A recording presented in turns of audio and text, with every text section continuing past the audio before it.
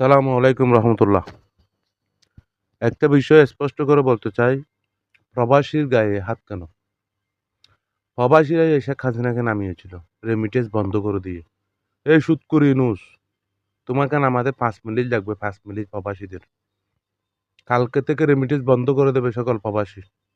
আমার কোনো একজন ভাই প্রবাসী যদি অন্যায় করে থাকে, তাকে আইনের আওতায় আনো, তাকে বিচার করো, শাস্তি দাও, কোনো সমস্যা নেই।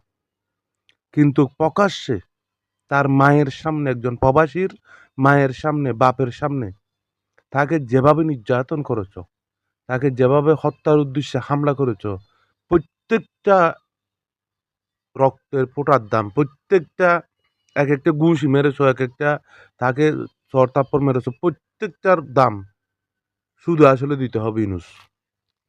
আসিফ নজরুল, তোমরা অন্ধ হয়ে গেছো? তুমি তো প্রবাসীদেরই মন্ত্রী, হ্যাঁ? অন্ধ হয়ে গেছ? তোমাদের মতো উপদেষ্টাদেরকে বাংলাদেশের মানুষ টুকির উপরে, টুকার উপরে আউট করে দেবে। টাউট বাটপার কোথাকার!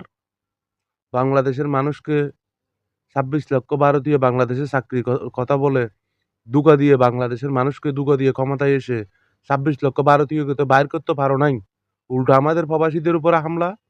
এই বাটপার আসিফ নজরুল, এই বাটপারি কখন থেকে ছাড়বা?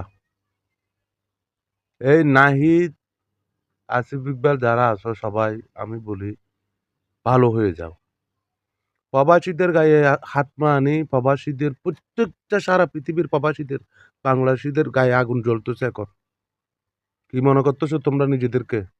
সাবধান, সাবধান, সাবধান।